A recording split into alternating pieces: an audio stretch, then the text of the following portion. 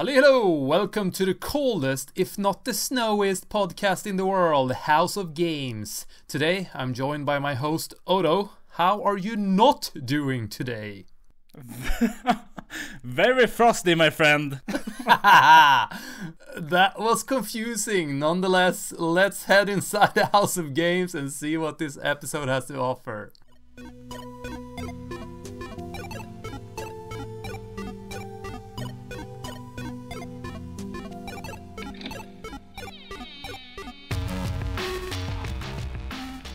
The theme we're gonna talk about is a little bit about how to get started in the games industry, since both you and me are not really educated, or we just got in on our own. So I guess this episode will be a bit about how to inspire others to do the same. Rune, do you want to start with how you got started in the games industry and maybe what you did before? Where to begin? I mean, obviously I've always dreamt about making games, but I think back in the day when I was a kid, games, it was like becoming an astronaut. It was just like that kind of dream that you knew you would never achieve. But as technology changed and, now basically anyone can learn how to make games, at some point I just figured I wanted to start. But I'm a plumber before I started making games, I went to a plumber high school in Sweden, and then I started traveling and all that, and ended up in Japan, where I worked as an English teacher for a while. Obviously, I'm not a native English speaker, but that was not really the point when you taught English here in Japan. It was more about being good at making a fool of yourself, I would say, because you're standing there in front of all these kids and, singing and dancing and make them feel like it's fun to learn. So that's what I did for, 4 months while studying Japanese. And then I was scouted by this model agency. And then I started with modeling, or more like acting-ish. It's a talent agency. And I'm not even an actor either. So it's just weird. But that's what I did. So I did that for a couple of years. And then while I was living here in Japan, So when I did that, the sort of acting/modeling thingy, I didn't work every day. It was just like, you went to castings almost every day, and I would work maybe once or twice or top 3 times a week. So I had a lot of spare time, which I spent playing games for the first 3 years maybe while doing this. And I mean, that was just wow, how privileged I felt. But at some point I felt like I'm wasting my time. I moved to Sweden to study, but as soon as I got back to Sweden, I was just like, no, I want to go back to Japan. So I sort of flew back to Japan again, and then I decided to spend all that spare time that I had learning how to make games. And this is when I met Miyamoto-san, not the Miyamoto from Nintendo that we might be thinking about, another Miyamoto-san. So I went to this games meetup where all these indie game developers, or as a matter of fact, this was not that one. This is another game meetup thingy in Shinjuku, and this is where Square Enix have their main office. Capcom is there. I think there's a Konami one, and From Software is around the corner, I believe. Because I went to this Capcom bar where this was for the game people in the game industry to go here and, drink beer and talk to each other and all that. The sort of meetup thingy that I hope that this Umi thing we're a part of will do more often. But it was amazing, because I walk in, I order my beer, you had like 500 yen entrance, I order a beer, turn around, and then I'm just face to face with this little Japanese fella, and I start talking to him like, hey, this is the first time for me here.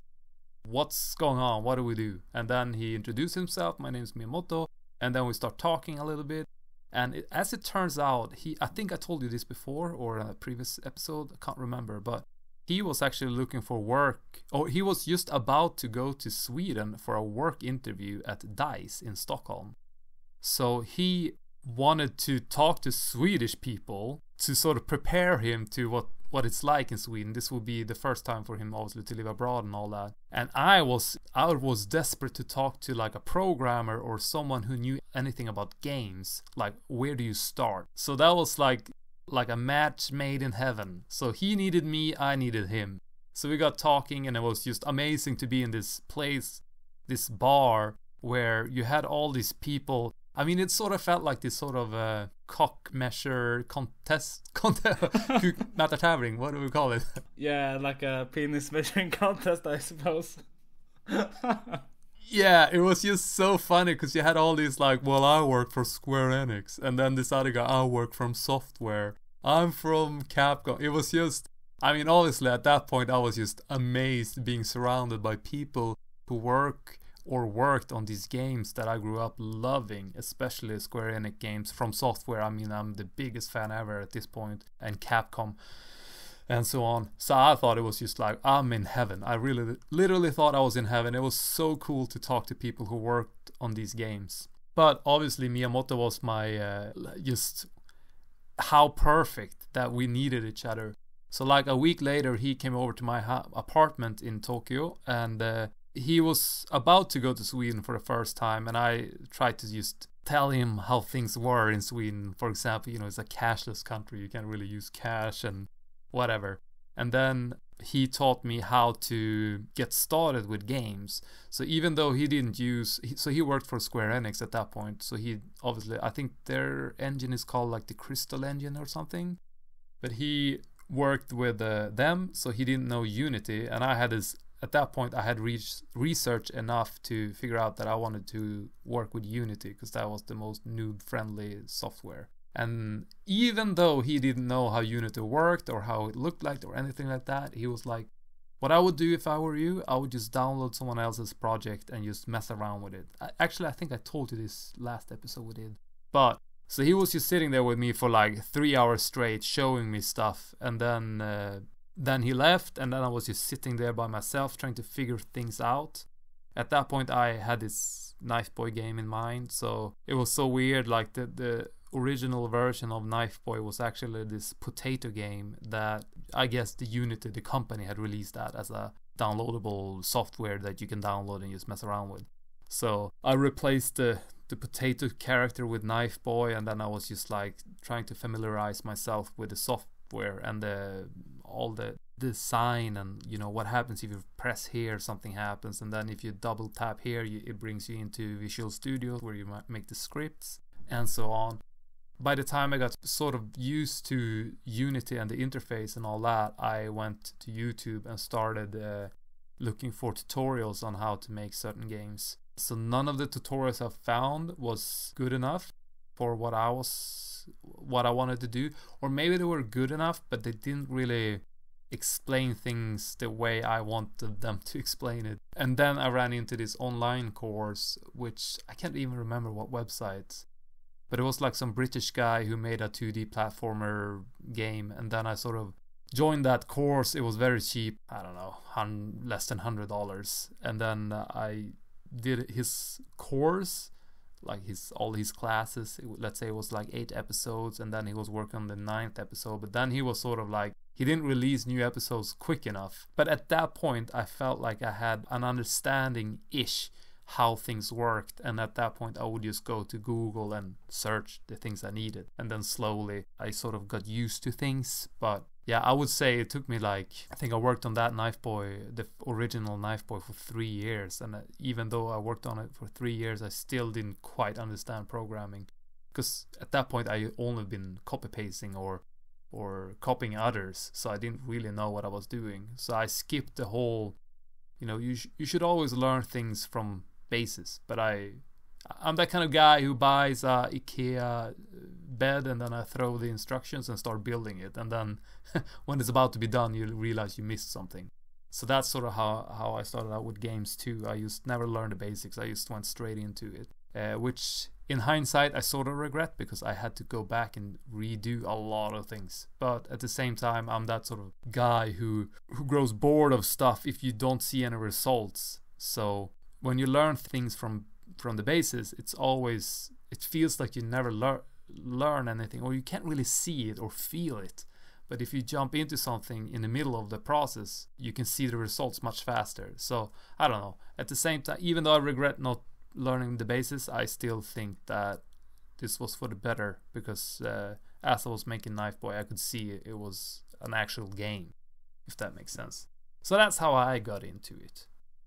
That seems to be a good approach, because in the beginning you have millions of tutorials, it feels like, and you can't really grasp what information you need to hold on to and what you can just disregard because it won't be relevant to your game.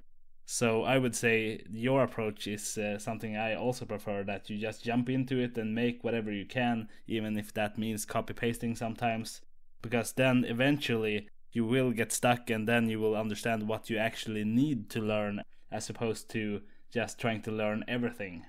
So yeah, absolutely. And I was curious about, what would you say was the defining moment where you went from video games is something that one day would be cool to make video games, to actually thinking that I am going to make video games and this is what I'm gonna do?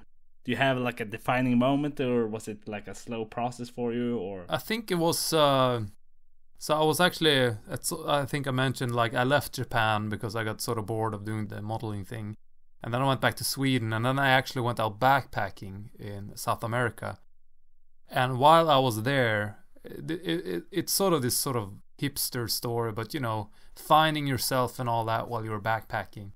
But I had a tablet, and I decided to start making this comic book because I missed creating stuff, because back in high school I used to make a lot of Flash videos and upload them on Newgrounds, if you remember that website back in the day. Oh, well, you do have to link me some of your videos then. Sure thing. One of my videos made it to the front page. I think it has over 200,000 views. Yeah. Interesting. Maybe I've seen it. Yeah, maybe. It's a Metal Gear Solid parody. There was a lot of people making parodies on Metal Gear Solid, so I made one sort of combining Metal Gear 1 and Metal Gear Acid, the PlayStation Portable game. But if you watch these things, you know, remember, this is a long time ago. The humor and all that. It is what it is. But very interesting. Yeah, I missed making things, and it's just so fun. If you look at some of the comments in some of my videos, especially the ones I uploaded many moons ago. For example, one comment was like, "Were you high when you made this video?" And one is like, "I wish you were my dad." It's just like nice. That sort of praise you get. But obviously a lot of the comments are just absolute shit. Like, "I just wasted 3 minutes of my life I will never get back." I feel like the comments are very similar to the Red Colony critics I get. Either people love it or they absolutely hate it. So that seems to be my thing. If I were you, I would wear that as a badge of honor, because that means at least you stand out and people actually want to react to whatever you make. Because I've heard that the opposite of loving something is not hate, but apathy. Like, the worst thing isn't to be hated, at least not in an industry where you need to get exposure. So the worst thing would be apathy, where nobody remembers you or nobody even interacts with you. So I would absolutely say that is a good sign that you get views and people who are interested, either if they hate it or love it. Well, that's good to hear. Yeah, I would say, just as a final thought on that that still means that there are strong emotions linked to something that you have created, and if you can create those emotions, either if it's love or hate, that is still an accomplishment that not everyone can just whip up like that, you know. Yeah, I never thought about it like that, but I tended just to look at the positive comments, because that was what made me kept making these videos and upload them and all that stuff. Yeah, that was back in high school, and I had a couple of more videos I uploaded a couple of years later. But anyway, I really missed that, creating stuff and uploading to you know, make people laugh or entertain people, I suppose. So while I was backpacking, I made this comic book about Knife Boy, and after that trip, I sort of went back to Japan, and then I decided I'm gonna make a game. To answer your question, that was the defining moment. Like, when I made that comic book, even though it wasn't really released or published anywhere, I was just like, I sort of liked the universe I created for Knife Boy in that comic book, which is obviously a comic book you can read in the game. The game is out now. If you buy the game, you can collect all these collectibles in the game, And that's the comic book I made while traveling. So some of the pages, Knife Boy will be in Guatemala, for example. And I was in Guatemala at that point, and I took pictures and sort of had some filter on my tablet, so it looked kind of cartoonish, and then I drew Knife Boy and all that stuff on top of that. But anyway, that's when I really realized that I wanted to make a game. And then because I really missed that sort of the feeling of making stuff and really pour your heart and soul into it and just release it. Obviously, when you make a game and you charge for it, things become more corporate, business-ish, and you want to make money because, well, not all, but most of us want to make a living off it in one way or another. So that was like, I guess, the only difference between making these Flash films back when I was a teenager versus making Knife Boy. That with Knife Boy I had in mind to at least, make some money so I can hopefully make a living of this one day. But I feel like the pure sort of chase your artistic vision felt the same when I made Knife Boy and the Flash films from back in the day. But yeah, while I was backpacking, that's when I really felt like, yeah, I know what I'm gonna do now. I'm gonna make a game. Yeah, long story short, but that's the answer to that. Very cool. And I would absolutely say that really, I haven't played Knife Boy, but that really makes me intrigued to play it, because that sort of builds the universe around it, like breaking the fourth wall with it. Very interesting. And one more thing, like all the environments in Knife Boy are pictures I took while traveling. And then for example, the first thing you will notice in Knife Boy, it looks kind of like it takes place in Nevada, like the sort of mountains and stuff. And that's actually pictures I took while backpacking in America. And then I just used those pictures. So let's say I took a picture of a mountain, and then I used that picture in Photoshop and sort of, reshaped it so it looked, you can see in Knife Boy how the end result was. But every asset in the game is pictures I took while traveling, except a few things like the trees in the game is taken from some sort of free website where you can download assets. But of course I always change everything because I don't want just to copy paste someone else's art. But point is, pretty much everything in the game, let's say 95% of the things in the game is pictures I took while traveling and then edited in Photoshop to create this world in the game. There's some trees you will see in the foreground, for example, if that makes sense. The foreground, you're running, and then there's some trees in front of Knife Boy. Those trees are taken from the Suicide Forest here in Japan. There's near Mount Fuji. I don't know if you heard about it, but there's this forest where compasses and stuff like that gets all messed up, and you get lost in there. A lot of people commit suicide in that forest. So I've been to that forest, took some pictures of trees, and then brought those trees into Knife Boy as well. And yeah, just everything in the game is basically from pictures I took. So that's another cool thing about Knife Boy. But no one will really know it if they play the game, but you only know it if you hear it from me. So yeah, I hope you give it a go. Absolutely. And I would say, I was just about to ask if you have used like that story that you told me now in the marketing material for Knife Boy, because if you haven't, then I would recommend that you do. So that reminds me a lot of, there is this YouTube series called Ars Technica War Stories. So that is a series where someone talks about their game and how they created it, and in a short couple minutes.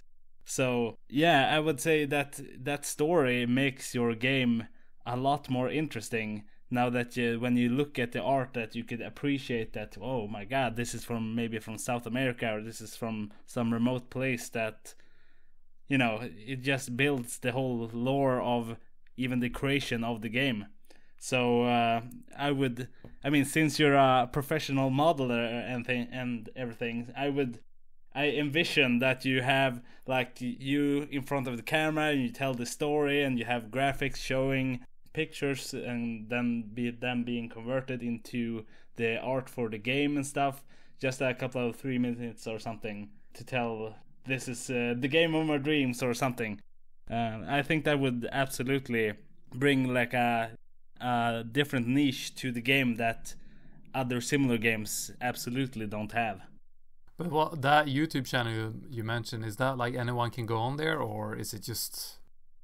So I'm gonna link to you in the Discord chat one of these videos, and in the description for this podcast episode, I'm gonna link their playlist or one of the episodes so people can hear it. It's sort of a bit like the GDC talks where they have the postmortems and talk about the creation of their games. But this one is, the GDC talks is maybe usually an hour or an hour and a half, and they go very much into depth. But these ones usually only goes about 50 minutes or something like that. So it goes more surface level, I would say, or a helicopter view, or what you would call it. So absolutely recommend those. I'm very excited now hearing you mention that channel and all that, and I can already imagine what I would say, but I know what's gonna happen. Once we hang up, I'm gonna be like, oh god fucking damn, I don't want to do this. Because I hate everything that has to do with, you know, PR. Like, I just want to make games. But I will check it out nonetheless, and if I can ever bring Knifeboy over to PlayStation, that could be a great way of sort of promoting the game before launch. Now I feel like it's too late. Like, the game is out, and I think I get the sales figures tomorrow. The first 2 weeks of sales, I think they've been very weak. But nonetheless, I think that sort of YouTube channel that sort of get into those things could definitely help. But yeah, the problem is, like, I had so many ideas for how to promote Knifeboy before it came to Switch, but it's just like, oh no.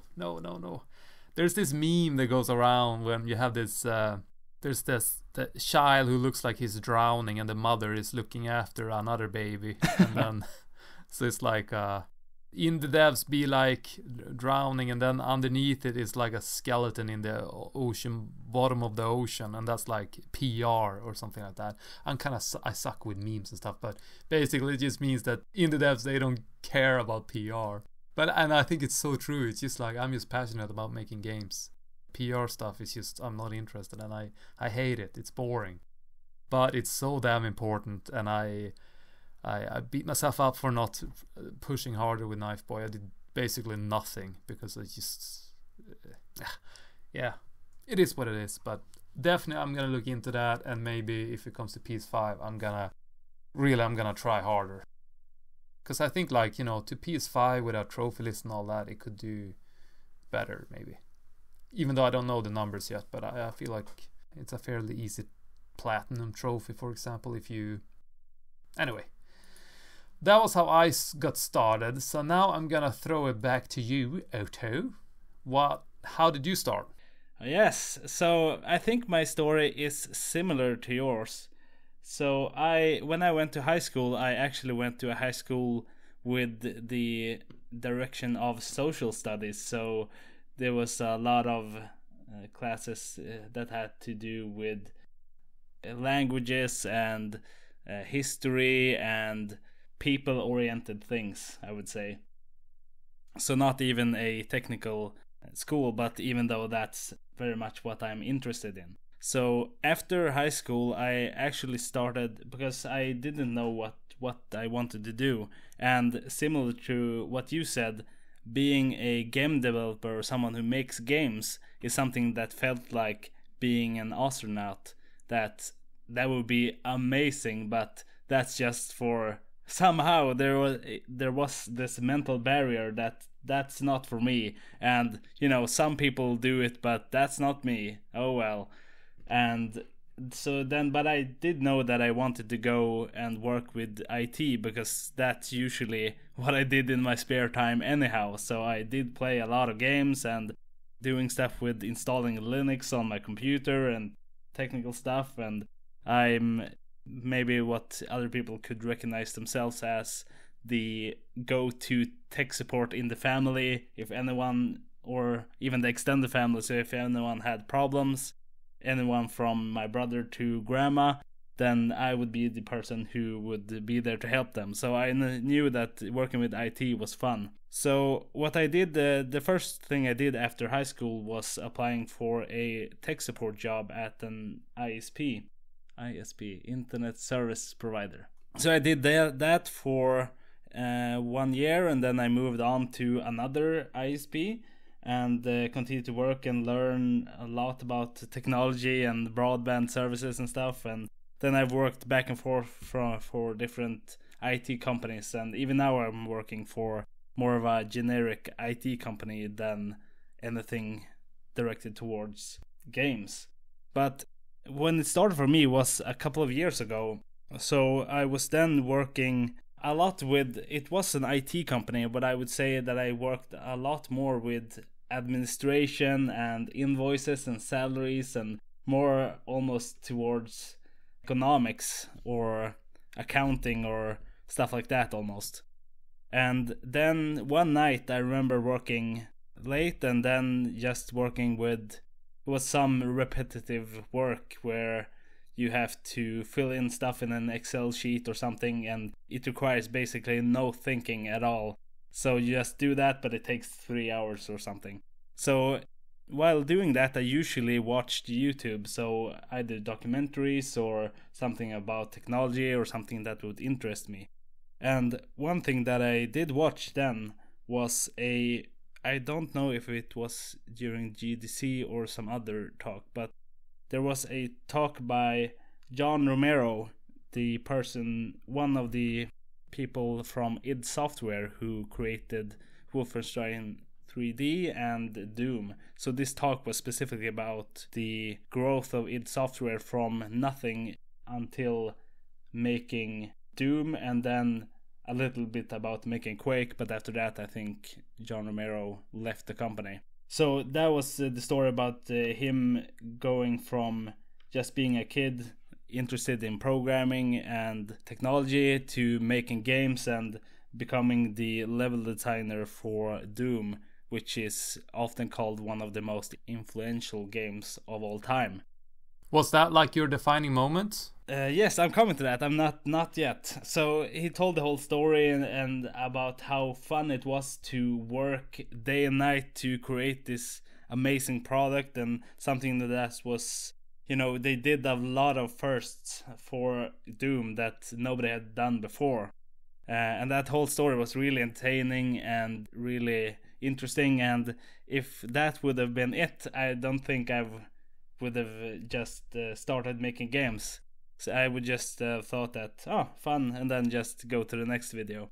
But then after he had this presentation, there was a Q&A from the audience, which I always think is interesting because you get more information that they otherwise wouldn't have shared. So one of the people in the crowd, and I don't know who, but their random person who asked John Romero this question, thank you so much. So this person asked, what is required to become a game developer if you know nothing about the games industry and you can't make games? Is there some path you can go, or what can you do? So what he said is the defining moment, I would say, for me. He said that in order to make or to become a game developer or get into the games industry, the only thing you have to do is to make games. And then he said, you don't need anyone's permission to make games. And I think that line is sort of what triggers something in my head. That he said that you don't need anyone's permission to start learning how to do it. What you can do is just start picking up a game engine, because during his time when he started, there was no game engines that you could just use. You have to invent the whole game engine and physics and everything from scratch. But nowadays there are a lot of engines that just do a lot of that stuff for you. So he said, just start making Pong, the game Pong, and then after that you could just make something a little bit more complicated. Maybe you can make something that looks like Mario or Zelda, the first games. And then you go from there and just make more and more advanced stuff once you know how. And when he said that, that triggered something in my head, and I just the same night I went home and started googling what engine to use, and I tried a couple of different ones before I finally landed on Unity, because they had at the time I don't think they have it anymore, but at the time they had something was really great. So when you clicked on download, the page asked you, is this your first time downloading or have you downloaded before? So I clicked on the first time. And then they had a video that had a lot of game developers that talked about their first time in making games, and the emphasis was sort of that the first game is gonna be terrible because you don't know anything about it yet, and they talked about the journey and stuff, and that was sort of a 5-minute intro before you got to the download button. And then Unity has a lot of resources to sort of onboard you to being able to make games, and they have their own video tutorials, and so that just started, and then I just started messing around with it and learning stuff, and I thought that, alright, I'm just gonna start making my dream game instantaneously. But that, I think, is a mistake that many people do. So I just started with, I wanted it to be a first-person game that it would be, or first-person and third-person that you could switch, and it would be multiplayer and crafting, you know, all of these things. And I did it together with my brother because I think I inspired him to do it as well. Because making games is something I think we both wanted to do for a long time, but didn't really feel like it would be possible. So we started with that, but we realized that we just kept adding stuff to our wish list so much that we didn't really do anything of it. We just kept adding stuff that we didn't even know a tenth of what we wanted to do. So after that we sort of stopped doing it because it didn't feel as fun, because it felt like a mountain we had to climb to be able to make a game.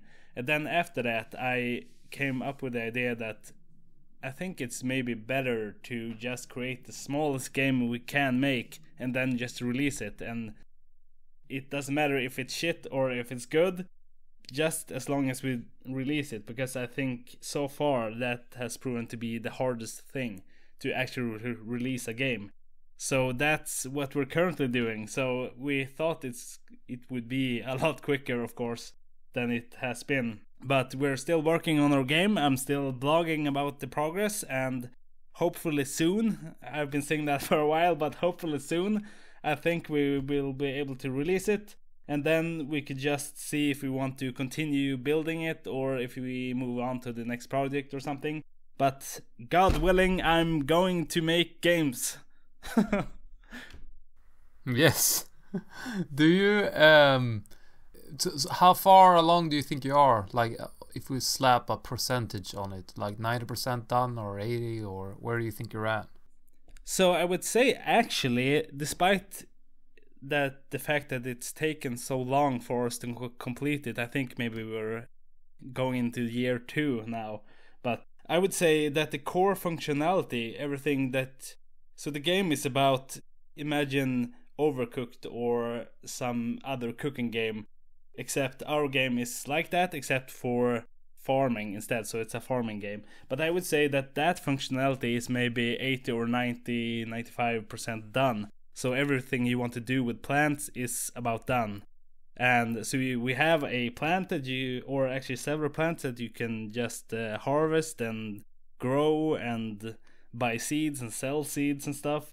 But then I think what is left is level design. And also there's some bugs and some UX stuff you want to implement. But I think the main thing that actually remains before we can release it is a level or something that feels like a good level, and then I think we could release it and see how it goes. And then our plan is to, once we have released it, just fix all the things, because there's gonna be 1,000 things that we can't figure out before, so we're just gonna have to fix in post, and then bug fixes and UX fixes and maybe content that's missing or whatever it might be. So that's the plan, at least. Interesting. It sounds like we are working on very similar games. I'm curious, did you guys make all the scripts yourself, or is it like you watch some tutorials or something like that? So I would say that our method of working, so we have divided it so that my brother does all of the graphics and I do all of the programming. And I would say that I'm sort of new in programming. I've done it for maybe 5 years or something like that, but never full time, just on my spare time. But I would say for the coding, at least, the principle I do is sort of a hybrid, either just trying to write it myself and try to figure it out, or many times I just try to find an example of what I want to do. So say, for example, that I want to, when I click this button, this plant or this the player will teleport from here to there, let's say. And then I just find an example or a tutorial that does exactly that. So then I implement that, make sure it works, and then after that I continuously update it and change it to suit my needs. So many times it's something that you take that is, you know, I would say, if not explicitly, then implicitly open source on YouTube. So you just copy that and then change it to what I want. So that way it's a good way to just get it working and then understand what you actually need to learn versus everything. So as long as it works, it's fine, I think. It's funny, like, because I'm working on my new project now, and I sort of done some coding now. I watched some YouTube tutorials on, the tutorial is like how to make a Stardew Valley type of game. So even though mine is not gonna be necessarily like a Stardew Valley type of game, it still have some of the functions will be there that you would expect from a Harvest Moon or Stardew Valley type of game. But mine is more focused on relationships and interacting with NPCs. But this tutorial that I follow, it's the same problem when I made Knife Boy. Like, I've already done all his tutorials. Even though he's making things that I don't need in my game, I still do them. I just don't need to implement them in my game. I'm waiting for new episodes. So what I'm doing now is I'm actually building the world, even though all the code is not done yet. But it sounds like you guys sort of made the codes and all the functions work first and then building the world. Is that right? Or yeah, exactly. That's actually the best way to go about, I think. I don't know. It's difficult to say for me which is the better way, since I haven't released yet. I mean, I would still say for me that is the most difficult thing. So I don't know, because I think with our previous games we did have a lot of visions, exactly what we wanted to do for the game. And we still have all of the assets and everything we did for that game, but I think it's on hold until maybe we're more professional in being able to complete the game, I guess. I mean, for us at least, that was a really unpragmatic way to work, because you have 1,000 ideas, and coming up with game concepts, I would say, is not very hard, but doing the actual implementing stuff and deciding what is important to add and what has to be skipped for a later version is more difficult. So I try to struggle that as much as possible, I guess, and do that first. Do you think, when reality kicks in and you realize that all your visions and all the ideas you had are just too ambitious to actually make, do you think it becomes less fun to make games? Or do you, like, how do you deal with that? Like, personally, I think, like, now that I started with this game, for example, I have shitloads of ideas for this game, and I write them all down, and I'm looking at them, I'm like, I think I can pull up 50% of these things. The other 50% I will need to just fingers crossed that my games sell enough so I can sort of outsource some of this stuff, because it's too complicated for me. But and I always keep in mind that, well, if I can't do this, I have to skip it, or I just have to scratch it, like not put it in the game. But then I sort of think that, but if I don't have this particular thing in the game, then it's not what I want it to be. So I'm always sort of struggling with that thing, and then it's sort of become less fun to make the game, comparing to when I, for example, made Knife Boy, my first game. I mean, I was just so naive and didn't know shit. So I was just like, I just loved it, because I thought, it'll be alright, I can figure it out. But then, reality kicks in, and it's like, shit, I can't pull this off. I don't know how to do it. I don't know how to make a a function where I can grab the enemy and throw him, which is not in the Knifeboy games at all because I couldn't pull it off. So yeah, how do you think about that when your ideas are too ambitious and you have to sort of cut them out of the game? How does that make you feel, and does it make you less excited? I would say maybe I'm very optimistic to a fault, I would say. But I would say that is also an opportunity to solve a problem. So for us, for example, we had a problem where so the player is in third person in our current game, and you have, like in Overcooked, you have a lot of stuff you want to interact with. You maybe want to pick up a plant here, or you want to pick up a tool like a spade or a watering can. Sorry, is it a 3D game or is it in 2D? It is completely 3D. Okay. Yeah, please, go ahead. But the thing was, we saw an issue even when testing ourselves, that if you have a bunch of items in front of you, then it's not very clear to the player what you're going to interact with when you push the pickup button, for example.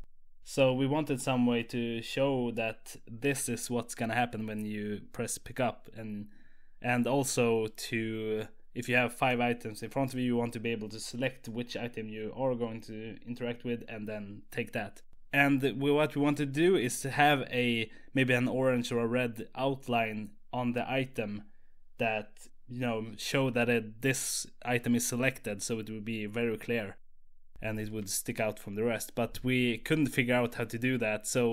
But then I thought about it a lot, and then I figured out that a simple way to solve it is if I just spawn an arrow game object on top of it, and then just destroy that game object when the item is no longer selected. I know how to make an item spawn, and I know how to set its position to a specific thing, and then just do stuff with having a list of selected items and then doing something with a specific one in the list. Yeah, I was just gonna say, so that means that when you pick up the first thing, that arrow will move on to the next thing in the list. Yes, exactly. Or if you pick something up, then you can't, the arrows doesn't show, because then when you press the pickup button, you drop whatever you're holding, and then you can pick something else up. So, but then I did the thing where when you press tab, you just rotate the list one step. So then you select the next thing, and then the next thing, and then shift tab, then you go up the list again. So it becomes sort of easy to select what you want to use, basically. Back to how do you feel when you can't figure things out? Like, I can tell that you are light years ahead of me in terms of programming. I just can't fucking believe that I already made a couple of games based on how shit I am at programming. It sort of reminds me of how bad my Japanese is, even though I lived there for 10 years and I somehow make it work. But I can tell that you're way better than me, so maybe you don't have to eliminate a lot of your ideas or things. But for me, it really is like that. Like, yeah, if I don't know how to do it, I can't pay anyone to do it, and I just have to sort of, erase the idea altogether. Well, I would say that I don't think that it's necessarily that you're bad at programming. I mean, we're good at different things. So I would say that I know how to do some things very good with programming, but some things I'm absolutely shit at. So everything that has to do with graphics or shaders or physics especially, I really can't do. So I just try to not implement anything of that, even though it would be a lot of fun. But I try to just avoid that like the plague. So I think, and some people might be very good at that, but not be good at, I don't know, level design or something. So I think it just depends on what kind of person you are. But I just thought of something now that it would be amazing if you could have like a platform where you could just trade hours with people. I don't know if that's doable or not, but say, for example, that you want someone to program this feature and you are not very good at programming, and then you have someone that needs some graphics and they're not very good at graphics. So then you could just swap 5 hours with each other. No money exchange, just swap time spent. And then when, you get what you want and he gets what he wants, and you can just use more of the pool of talent that exists. That would be great. Yeah, sound like the concept of Spelens hus in Umeå-ish, but online. Yeah, that would be cool. Yeah, and I think the key to such a system would be that it wouldn't cost money, that you instead exchange hours. But then, of course, I guess people would maybe disagree about how much their hour is worth, I suppose. But, it would be a cool system if it existed. I mean, I guess the programmers always have a upper hand in terms of if you look at the real world, how much they make and their status comparing to a graphic designer. I feel like programmers are the most rare or prestige thing you can be in the gaming industry. But on the other hand, if you are a solo dev and you are a programmer and you can't even draw a straight fucking line without it looking like shit, then surely you would appreciate a graphic designer coming in and, create a character for you. So I don't know, like I would definitely like that. I mean, I think I'm pretty good at graphics and all that, but my Achilles heel is obviously programming. Yeah, it definitely is. So I would, if I were to pay like a freelancer, I would be quite generous just to keep him for as long as possible. Like I totally respect, like the two things I really respect, like insane programmers and people who do music. I just can't wrap my head around, for example, music. Good friend of mine, he's here in Tokyo, he's insane. Like I can't fucking believe it.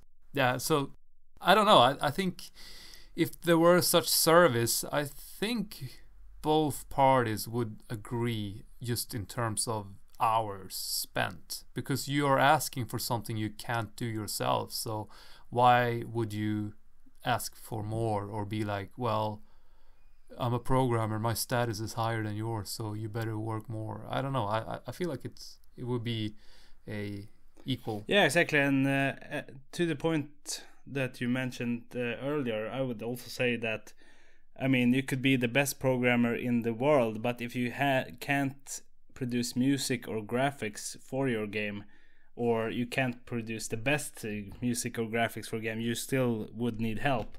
So, and to the customer, I don't think there is something that is valued more, because you sort of need a mix of both of it. So you want a game with good graphics that doesn't have bugs and has good music, but if you're lacking one or many parts, then you're not going to sell as much, basically. So I would absolutely think that anyone that can do anything related to making games would have something to offer. I think so too. Yeah, I think that would be a neat thing to have such platform. So if anyone want to make that platform, do it. Or are you going to make it, Otto? I wish I had the time. If this platform existed, then I would happily swap some hours to make it exist in the first place. Yeah, I had one more question, but it's not really. My son is crying like crazy. I'm recording in his sleeping room, so I think I will save this for another time. It doesn't have to do anything with today's topic, so it's fine. Yeah, I think that's a good wrap up, maybe. One humble brag. There's a indie sort of, what do you call, reviewer site called the Elite Institute. They are apparently gonna give Knife Boy one of the Game of the Year. Oh my god, congratulations. Yeah, thank you. Or what do you call it? Yeah, when they give all these rewards and stuff like that. It's a very small website, but nonetheless, he contacted me and said he really enjoyed the game, so I'm very happy about that, even though it's it's a small win. So if you're into Metrovania games and some weird stuff, please check out Knife Boy. I do this sort of plug here. Perfect. I'll make sure to link it in the description, and I hope for next time that we get to hear your acceptance speech. Oh yes, I will. Perfect. All right. So thank you so much for joining me in this episode. Thank you. Thank you. And I'll see you next time. Maybe we'll see. It's about Christmas time when we're recording this, so we'll see if we make anything else before then, or if it's gonna be maybe between then and New Year's. Yeah. Alright, good talking to you, and thank you everyone for listening. Yes, thank you so much, and see you next week. See you, bye-bye. Bye.